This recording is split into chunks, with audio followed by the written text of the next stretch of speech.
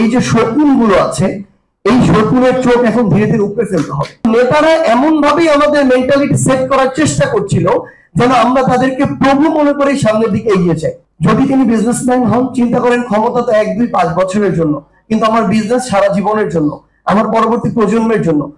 তিনি তার পলিসিগুলাই ওইভাবে করেন, কিংবা যে সীমাবদ্ধতাগুলো ততটুকুই তিনি সেখান থেকে সামগ্রিকভাবে উত্তরণ ঘটানোর চেষ্টা করেন, যতটুকু তার কিংবা তার অংশীদারদের বিজনেসে ক্ষতি করবে না। এটা চিন্তা করেন না যে কতটুকু আসলে বাংলাদেশের জন্য প্রয়োজন, বাংলাদেশের মানুষের জন্য প্রয়োজন।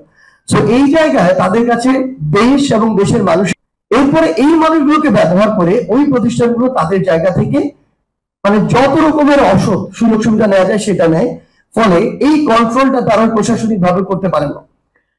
এবং আমরা যে জিনিসটা দেখি, এটা সংক্রান্ত কিছু ল করা হয়েছে, এবং এই যে ভোক্তা অধিদপ্তর নামে একটা অধিদপ্তর আছে, খুবই অবাক করা বিষয়, এই ভোক্তা অধিদপ্তর মাত্র সর্বোচ্চ 50,000 টাকা জরিমানা করতে পারে, অথচ শত শত কোটি টাকা এদিক ওদিক লুটপাটের বিভিন্ন এক্সাম্পল এরকম কিছু কিছু কোম্পানি করছে। এবং আরেকটা মজার বিষয়, আমরা যদি মনে করতাম ভোক্তা অধিদপ্তর মানে বিশাল বড় কিছু একটা, আমাদের এই টিম আমাদের ফাইন্যান্স দিচ্ছে এই ভোক্তা অধিদপ্তরের ডিজি থেকে শুরু করে পিয়ন পর্যন্ত পুরো বাংলাদেশে মাত্র 92 জন লোক। তাহলে এই ভোক্তা অধিদপ্তর কিভাবে আপনাকে এরকম একটা স্ট্রং সিস্টেম দিবে যেটা দিয়ে আপনি ভোক্তার অধিকার নিশ্চিত করবেন? সম্ভব না। যখন তারা তাদের জায়গা থেকে লোকবলের ডিমান্ড দিচ্ছে, বিভিন্ন কারণে বিভিন্ন মানুষের প্রভাবে সেগুলো আবার সেই জায়গা থেকে অ্যাপ্রুভ করা হচ্ছে না। আমরা এই জায়গায় আরেকটা জিনিস দেখতে পাচ্ছি যে এই বিভিন্ন অধিদপ্তর বা প্রশাসনিক কিছু তো ভালো মানুষজন আছে, তারা যখন ফিল্ড অবজারভেশনে যায়, বিভিন্ন কাজে যায়, কোন একটা জরিমানা এমন উদাহরণ ছিল গত বছরেই, জরিমানা করে অফিসে যাওয়ার আগে তাকে ওএসডি করা হয়েছে। সো কোন একজন অফিসার বা কর্মকর্তা ওইটুকু সাহসও করতে পারেন না, কারণ সে যখন কোনো কিছু না করে এসি রুমে অফিসে বসে থেকে তার জায়গা থেকে আরামসে চাকরি করতে পারেন, তাহলে কেন স্ট্রংলি একটা কাজ করতে গিয়ে নিজের চাকরি বা জীবনের রিস্ক নেবে? সো এই জায়গা থেকে তখন এই আলটিমেটলি যে অ্যাপ্লিকেশন গুলো, অ্যাপ্লিকেশন হয় না।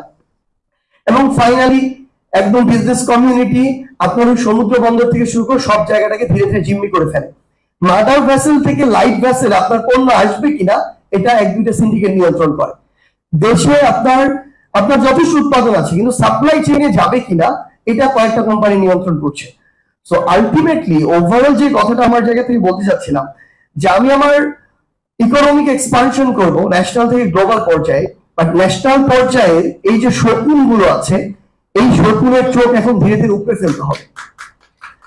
আমরা যদি এই জায়গাটাতে স্ট্রংলি ভূমিকা পালন করি, দেন আমাদের গ্লোবাল নেভিগেশন আমাদের শুরু করার পথটা আমার মনে হয় সহজ হবে।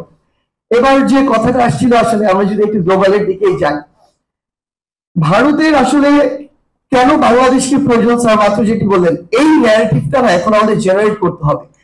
এতদিন তাদের প্রভুত্ব যখন আমাদের নেতারা স্বীকার করে নিয়েছিল, সো নেতারা এমন ভাবেই আমাদের মেন্টালিটি সেট করার চেষ্টা করছিল যেন আমরা তাদেরকে প্রভু মনে করে সামনের দিকে এগিয়ে যাই।